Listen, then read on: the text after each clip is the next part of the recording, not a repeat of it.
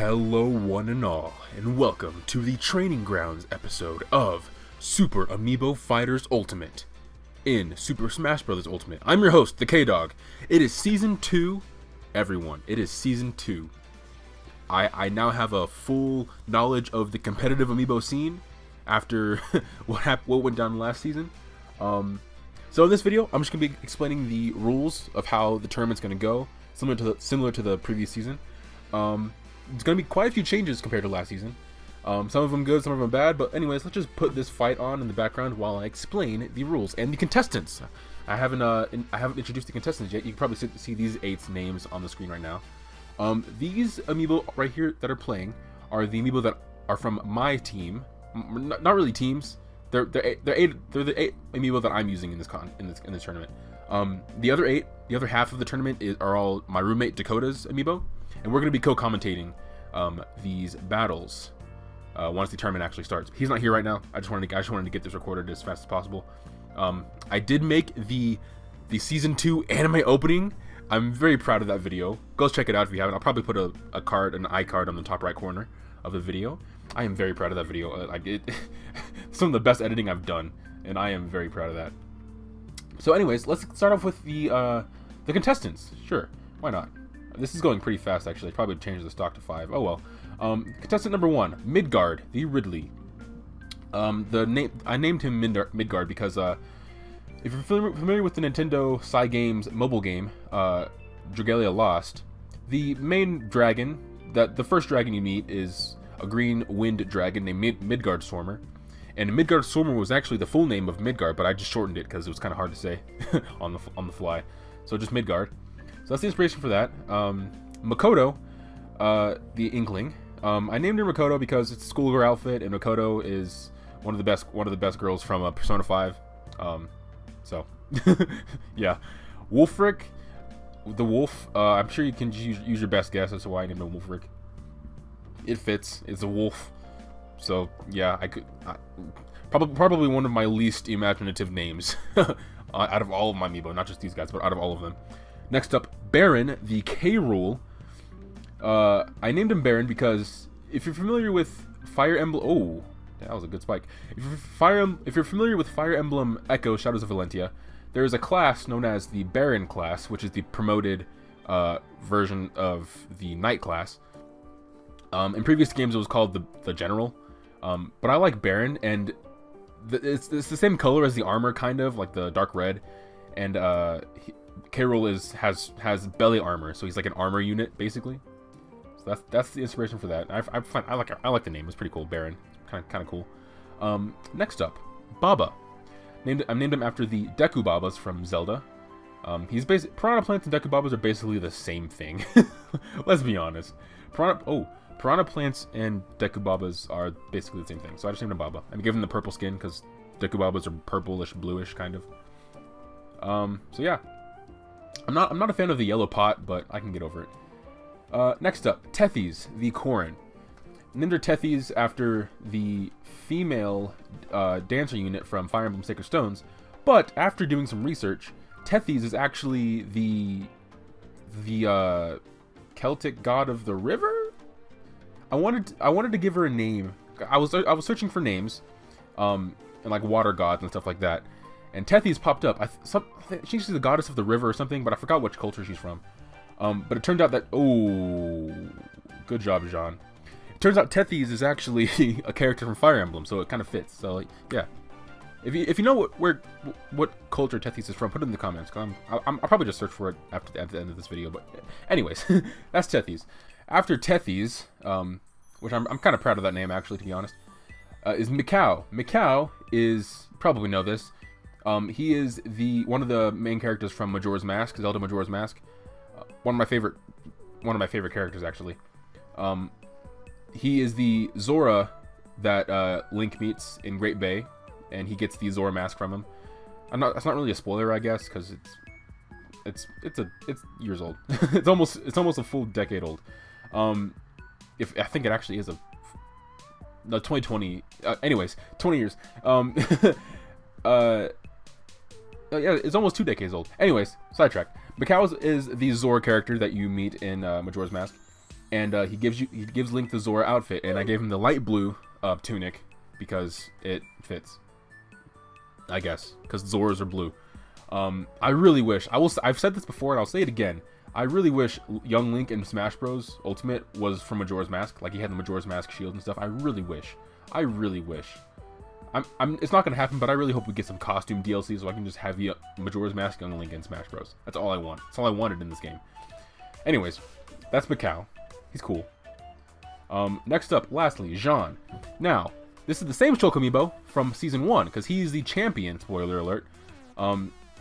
In Season 1, he was Rex.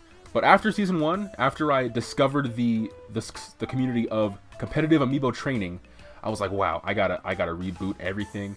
So all of my Amiibo that were part of Season 1 are now rebooted, remade, in a new image, in a new light. And they're better than ever. And they're actually good.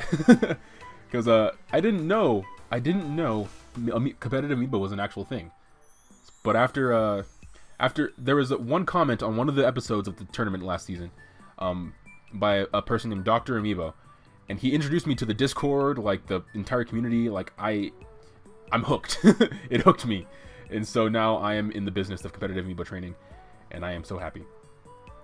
And it's because of that I decided to reboot everyone, including Jean, who was previously formerly known as Rex, but he's Jean now, named after Jeanne d'Arc from Ruby, who is actually named after Joan of Arc, Jeanne d'Arc, from English history, right? Catholic Church, something. Yeah. So yeah, that's all of my Amiibo. I'll let Dakota talk about his naming origins once the tournament actually starts. But I'll put them on the screen for you guys to see. We have Formulea, the Palutena. We have Caliber, the Cloud. We have Atlas, the Bowser. We have Arcane, the Robin. We have Azure, the Lucina. Cobalt, the Marth. Oh, and Lancer, of course. How could I forget Lancer? Lancer the Corrin. Oh, how could I also forget? Equal the Ridley. I am so sorry. I had to look over to the other side of the room. Anyways, well, since all the introductions are out of the way for all the characters, let's go into the rule set. Although this match is probably about to be over in a second, real quick. Oh, there it is. Good job, Jean. Jean won 2 in a row. Good lord. All right, so let me pull up the next match, and I'll talk about the rule set. So stay tuned. Actually, now that I think about it, I think the best place to talk about rule sets is the rule set page. So, going into the Super Amiibo Fighter rule set that I have made, the rules are going to be 3 stock, infinite time, because it really does. I don't want to worry about timing out and sudden death, because that's kind of, it doesn't really matter. They're Amiibo. The matches go by pretty fast, pretty solidly. Final Smash meters are going to be off. This is a change from last season where I had Final Smashes on, because I figured it'd be kind of cool and kind of make it kind of faster. But these matches, Dakota and I have come to find out that these matches against really good Amiibo are so cool. Like, you don't even need Final Smashes. Honestly, Final Smashes would kind of lower the quality of the match, I think. So, and also competitive Amiibo training, Final Smashes aren't even used. So, yeah, like, it's kind of pointless. It would be cool, but maybe for Season 3. Maybe for Season 3. We'll see. But for this tournament, Final Smashes are going to be off. Spirits, I mean, they're off, but that only applies to player characters. Amiibos still have their spirits and their skills. So that doesn't really apply to Amiibos. They keep their skills and stuff. Stage selection, or items, are going to be off, of course. Stage selection, I have all the competitive stages, but I have some added ones because Amiibo are smart. They can work with what they have. Amiibo are pretty smart. So I decided to add stages that aren't legal competitively in Smash Brothers, but I feel are fun enough and semi-legal for Amiibos, because Amiibo are smarter than players, so they know where the ledge is, where to grab the ledge, where to go. Amiibos don't play on reaction. They don't rely on reads. They rely on reaction. So the issues that players of Smash will have with certain stages don't really apply to Amiibo. So that is why stages like Fountain of Dreams, Halberd, Frigate Orpheon, Skyloft, Woohoo, Mementos, Breath of the Wild, even Mushroom Kingdom U, Midgard. I mean, it's basically Battlefield. That's why I have these selected. And they are hazardless, so Midgard is basically Battlefield because it's hazardless. It's exactly just Battlefield. So these are the stages. Yeah, Halberd, Castle Siege. I want to put WarioWare, but these blast zones are kind of stupid, so I don't want to do WarioWare at all. So yeah, and I wanted to get a diversity of serious representation because there aren't any legal Zelda stages. So that's why I really wanted to put in Skyloft, as well as Frigate Orpheon for Metroid, some Kirby stages, Mementos because I love Persona music, 5, 4, and 3. Even though there's only 2 songs from Persona 3, kind of sucks, but oh well. I have custom stages, but I'm not gonna do that. Woohoo Island, of course, because there's one song that I really, really like, and I have it set really, really high, and it's probably gonna pop up during the tournament, so I won't spoil it, but it's the best song of the game. Breath of the Wild, of course, because Zelda. I love Zelda.